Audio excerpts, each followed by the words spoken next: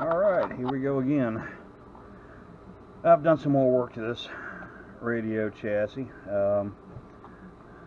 What I've done was I've went ahead and mounted it into the box.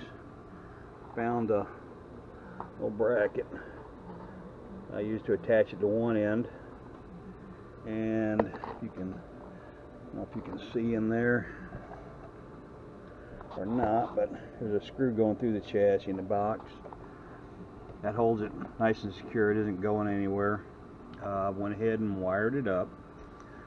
Since I'm not using the original volume control from the radio, I've got tensiometer mounted in the back.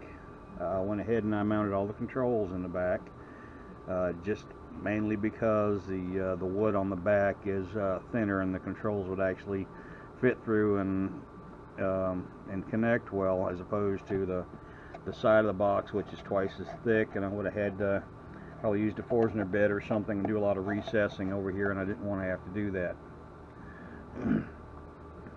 Now, in the process of working on this, I discovered a mistake that I made when I was originally setting it up to be a guitar amp. I had, looked at the schematic and saw where the little RCA jack for the phonograph would connect to the circuit, and that part was just fine. Where I made the mistake was, as you can tell over here, I've got the neutral leg of the power going through the power switch. Now, normally I would say don't do that. Use your power switch to interrupt the hot leg of your AC power. Now, that's what I did originally when I put in the 3-wire cable. I hooked the hot leg to the power switch, just generally assuming that's how it should be done.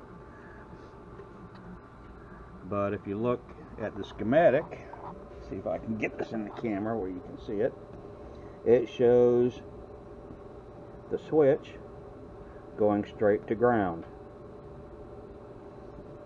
Now, normally when you're dealing with a 2-wire connector on these old radios, that really doesn't matter, because they're not polarized. They're not polarized plugs. You can switch them one way or the other; it'll still work just fine. Where I got into trouble had to do with the earth ground on the 3-wire cable and plug that I hooked up. Now, I didn't have any problem with it when I had it in my in the back room in my house where I do all my work, and I'll get into that in a minute. Where I got into trouble was when I took it over to my brother's house and I plugged it in.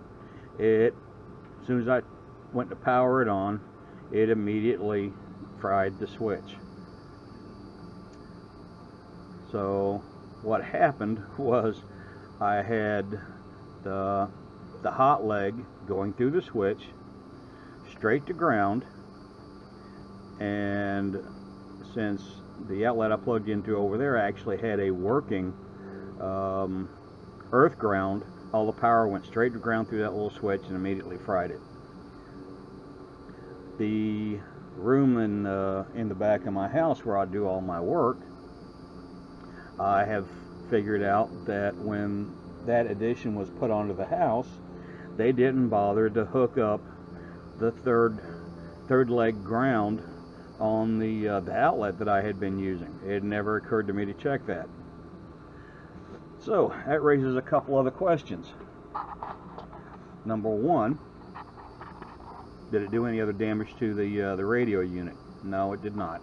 All it did was tear up the original power switch. The second question was, why didn't I get shocked when I had it wired up this way? Well, it is just set up that way, and I'm not a good ground, so when I touched the chassis, when it was plugged up the original way, or when I put in that 3-wire, it just because the chassis was hot doesn't mean that I would get shocked, because I wasn't grounded. And the reason why you don't get any AC voltage or DC voltage for that matter on your jack that you would hook up for your guitar is two reasons. Number one, in the signal chain it is all DC voltage, and that is provided by your rectifier tube.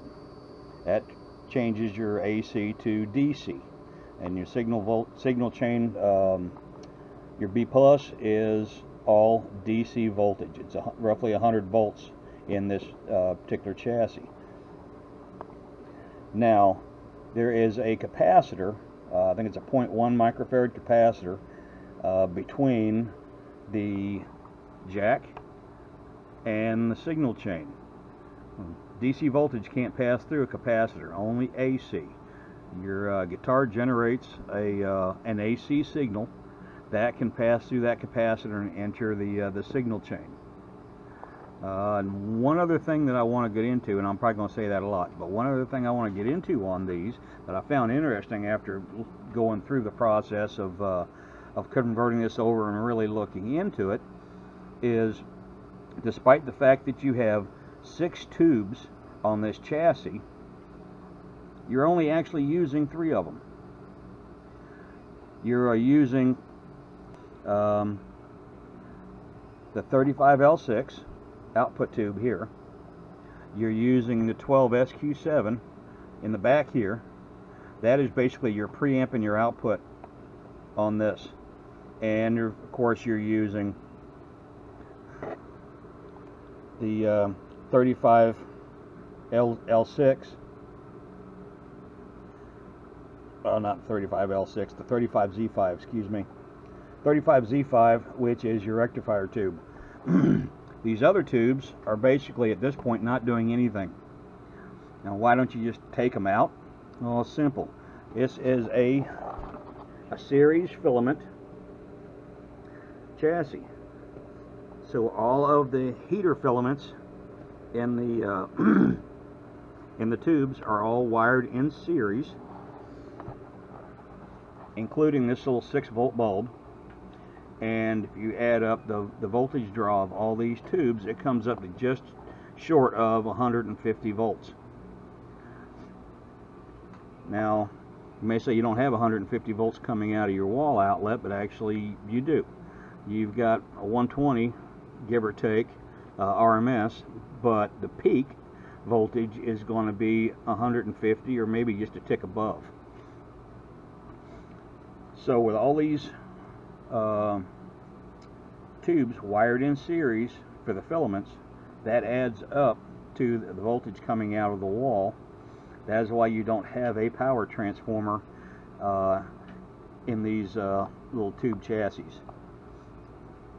And you know, they'll call them widowmakers and they'll call them everything else, but if you do the right things, wire it up properly, use a grounded cable, any potential problems you would have with this you could have with this chassis through a short or a voltage leak or anything like that will be dissipated by the ground. Make sure that you're using a grounded receptacle. But I've got more work I want to do to this. I just wanted to give you guys an update.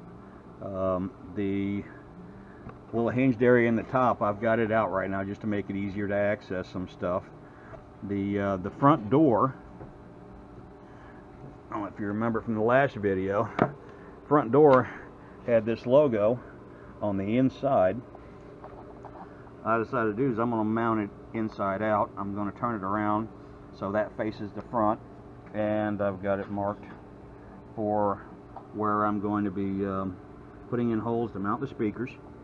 So I've got that yet to do, and I want to build some kind of a small wooden enclosure across here to come down to keep fingers out of where they don't need to be when this thing is plugged in.